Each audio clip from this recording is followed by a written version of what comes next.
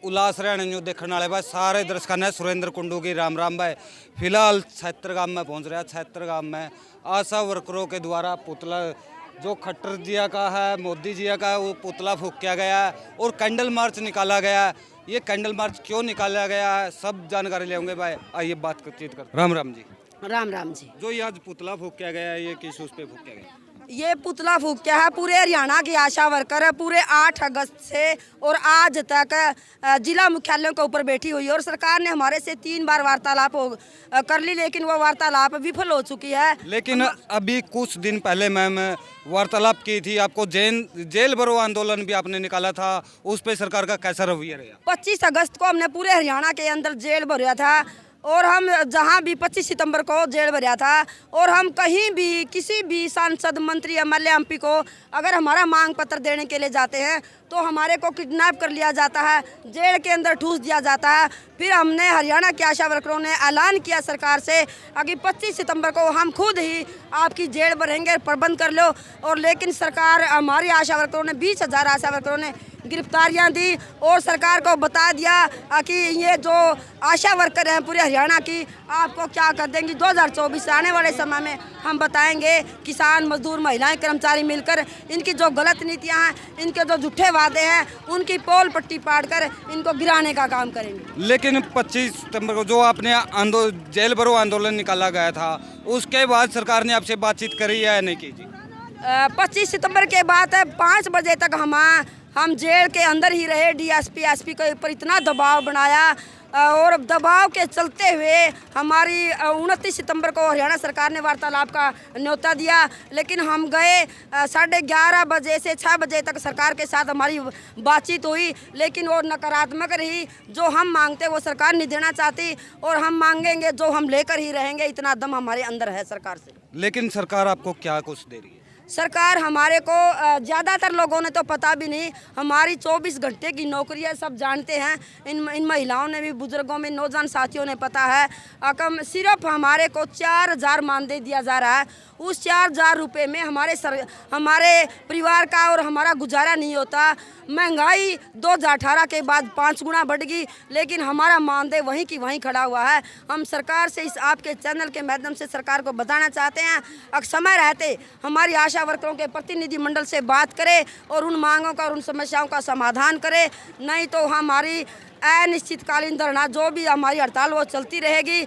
और एक और मैं आपके चैनल के माध्यम से कहना चाहती हूँ, 8 अक्टूबर को पूरी मजदूर रैली है करनाल के अंदर, सीएम सिटी के अंदर। और तो मैम जो आपने बोला 8 अक्टूबर को आपकी बड़े रैली के उस पे जाओगे आप, 8 अक्टूबर को, तो वहाँ पर सीएम का घेराव करोगे, क्या करोगे, क्या डिसीजन लिया?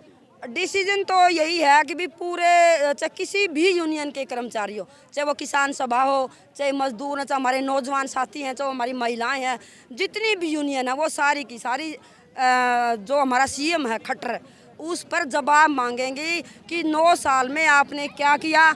विकास के नाम पे झूठे वादे करके सत्ता में बैठे हो। 4-4 साल की अग्निवीर योजना के अंदर हमारे नौजवानों को धकेला जा रहा, वो ट्रेनिंग छोड़कर हमारे घर आ गए हैं।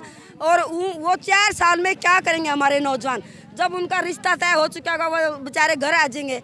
तो वो सरकार ये चाहती है कि ये हमारे 2 बड़े बड़े एसपीडीसी हैं, उनके ये चमचागिरी की उनके नौकर लागे। तो मैं हमारी जनता से आग्रह करना चाहती हूँ, जो इस सरकार की जो नीतियाँ हैं वो हमारे सब के सब मिलकर अगर इनका विरोध करेंगे, इस झूठी सरकार को जो झूठे वादे करके सत्ता में बैठी है, तेल, मेल, सेल, हवाई जहाज सब के सब बेच दिए, रोजगार नाम की 0/0। आज हमारे नौजवान MA, MPhil, PhD करे हुए नौजवान हैं, आज दर की ठोकरें खान लग रहे हैं और C-TET, S-TET की उनकी उम्र निकलती जा रही है। रोजगार के नाम पे 0 है और सरकार झूठे वादे करके सत्ता में बैठी हुई है। अडानी अंबानी की तो तजूरी भर दी और हमारे जो किसान मजदूर हैं उनकी जेब में रोटी तक नहीं है। और अब आपने देखा होगा ये पिछले 10-5 दिनों से G20 दिल्ली के अंदर जो हमारे मोदी ने किया है, उसके अंदर सारी जनता को मैं बताना चाहती हूँ कि इस सरकार को जान लो, 40,000 करोड़ रुपए दिल्ली के अंदर खर्च कर दिए। तो जी सम्मेलन था, तो जिस जगह जी सम्मेलन था वहाँ पर तो घरों के सामने हरे पर्दे भी लगाए गए थे, वो किस लिए लगाए?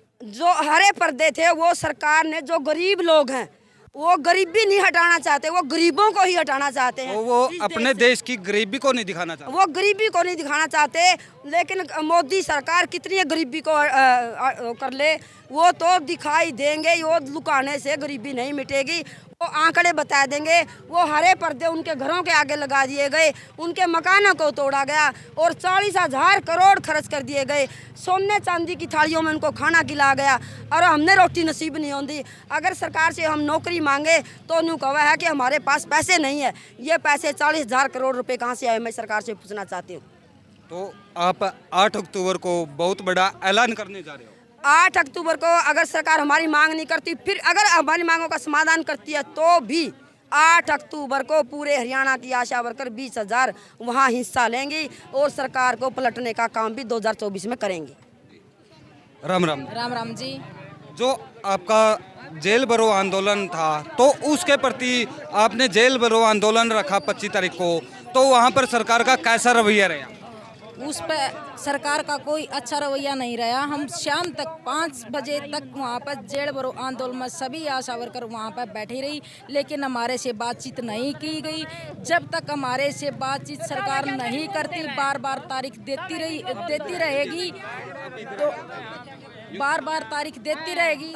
जनता को यही बोलेंगे कि आने वाले 2024 में इस सरकार को पलट के दिखाना है। 25 तारीख को आपका जेल आंदोलन था, तो पुलिस ने आपके साथ मारपीट वगैरह भी किया है, हमें गुप्त सूत्रों के हवाले से सूचना मिली थी। जी, उसमें आशा वर्कर का भी बहुत सारी 2-4 थी, वो घायल भी हुई है। बहुत बुरा बर्ताव था पुलिस प्रशासन का, और हम पुलिस प्रशासन से ये कह रहे हैं कि जब तक हमारी मांगों का समाधान नहीं किया जाता, हम ऐसे ही जेल भरो आंदोलन भी हमारा जारी रहेगा। और गाँव में घर घर जाकर हम हर एक को ये जागरूक करेंगे कि इस सरकार को आने वाले 2024 हमने पलट के दिखाना है।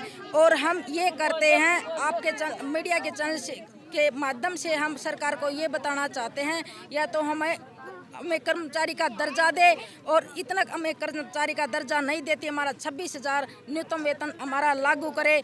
जनता का हमें पूरा सपोर्ट है, जितने भी हमारे सीटू के नेता हमारे को सभी ने समर्थन दिया है। सरपंच, सभी गांव के सरपंच और किसानों का पूरा सहयोग रहा है, सभी ने हमारे को समर्थन दिया है। ताऊ जी राम राम। राम राम भाई। जो आपके गांव में ये आज आशा वर्करों ने पुतला फूका है, ये क्यों फूका है? इनकी ठीक फूका है। 4,000 में क्या आवे तो नहीं बता दे मैंने। 4,000 में कुछ नहीं आंदा।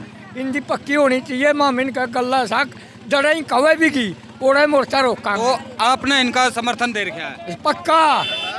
हाँ जमा।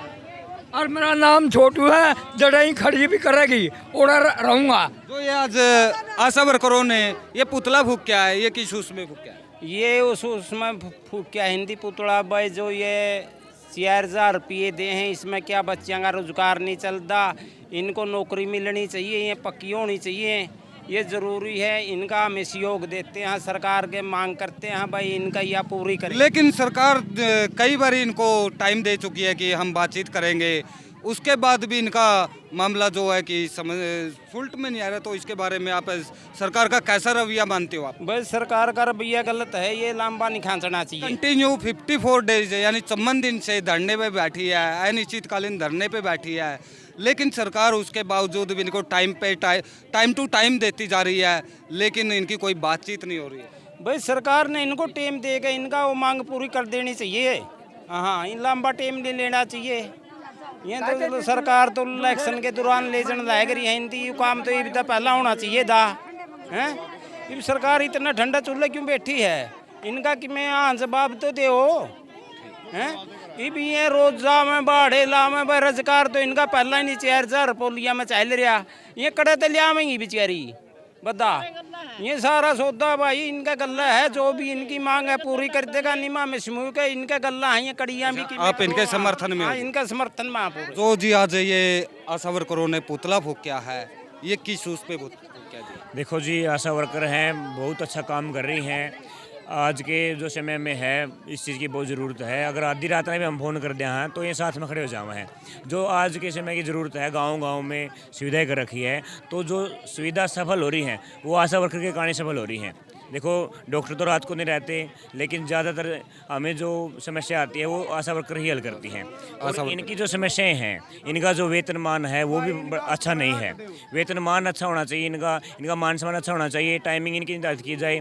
सरकार आश्वासन दे रही है इनको, लेकिन समय नहीं दे रही इनको। एक निर्धारित समय दे, निर्धारित समय पर इनकी पेंशन भी अच्छी करें। देखो सबसे बढ़िया कार्य जो है, और डॉक्टर से भी अच्छा कार्य मैं आशा वर्कर का मानता हूँ, क्योंकि आधी रात को अगर हम फ़ोन करते हैं तो उस समय ये हमारे पास लेकिन सरकार इनको कई बार बातचीत करके टाइम भी दे चुकी है, टाइम टू टाइम सरकार गुमराह कर रही है इनको। सरकार को एक निश्चित समय देना चाहिए, भाई हाँ इस निश्चित समय में हम इनकी मांगे को पूरी कर देंगे, और मांगे पूरी करने का बिल्कुल हक है, और इनका मांग है जो है बिल्कुल जायज़ है, और ये होनी चाहिए इस चीज़ पे। लेकिन अभी इन्होंने 25 तारीख को जेल भरो आंदोलन भी रखा था, लेकिन उसके बावजूद भी सरकार की वो कहते हैं नींद नहीं खुल रही। इसके बारे में आप क्या कहेंगे? लेकिन देखो ये सरकार की पूरी गलती है इसमें। देखो कोई भी व्यक्ति है अपने रोजगार के लिए कोई भी कदम उठाता है, आंदोलन का सहारा लेता है, ये अपने आंदोलन पर सही है, लेकिन सरकार फिर भी आवाज़ को दबाना की कोशिश कर रही है, तो ये सरकार की बिल्कुल गलत बात है।